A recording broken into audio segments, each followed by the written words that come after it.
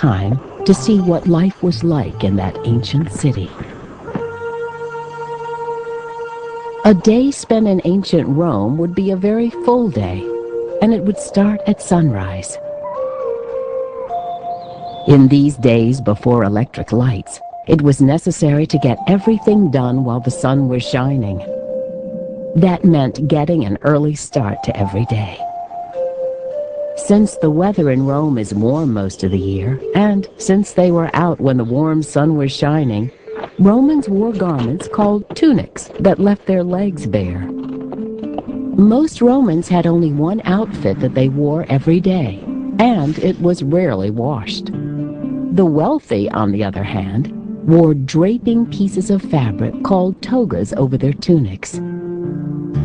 And the most important Roman citizens wore togas with a bold, colorful stripe to make them stand out in the crowd. Finishing off a Roman outfit were sandals made of leather. Not too different from the shoes of today. Roman homes were variations on familiar concepts as well. Very few people had houses of their own, but those who did lived in houses that were built around a big garden and had beautiful works of art painted directly onto the walls. Most people, however, lived in small apartment buildings that were made mostly of wood. So, for fear of fire, residents did not cook inside. They bought food already prepared, usually no more than soup and bread. Some people sat at tables, but most ate sitting on the floor. Mealtime in the homes of the wealthy was a different story.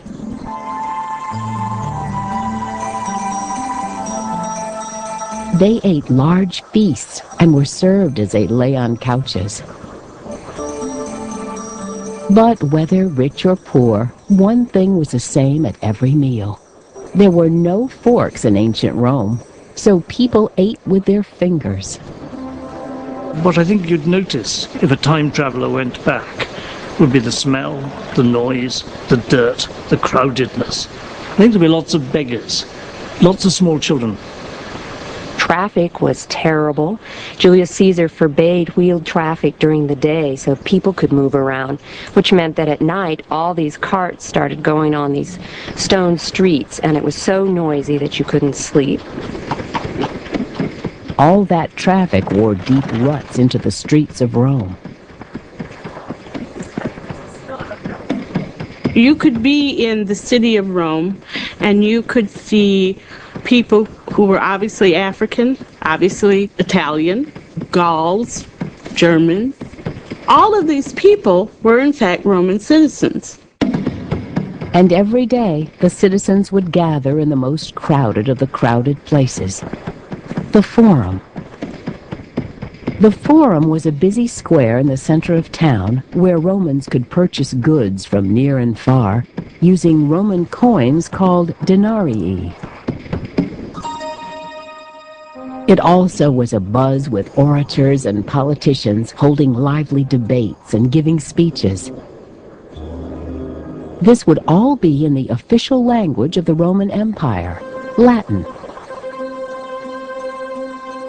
Hearing the speeches of ancient Romans would have been much easier than reading their writings. They didn't leave spaces between words, and they rarely used punctuation. They carefully carved words onto wax tablets, or they wrote with ink on papyrus scrolls that came from Egypt. It is from their writings that we've learned so much about their lives. For instance, we know that the Forum was only one place to visit in ancient Rome. There were also temples for worship, stadiums to watch races, theaters to see plays, and there were baths. The baths had pools of cool and hot water for bathing, but there were also libraries, hair salons, massage parlors, and gardens. The baths were a place to relax and socialize. For the poor, a visit was a rare luxury. The rich would visit every day. These are just some of the many things that we know about the ways that ancient Romans lived. Because of their detailed writings, their art, and their buildings, we know today of the extraordinary empire that ended centuries ago.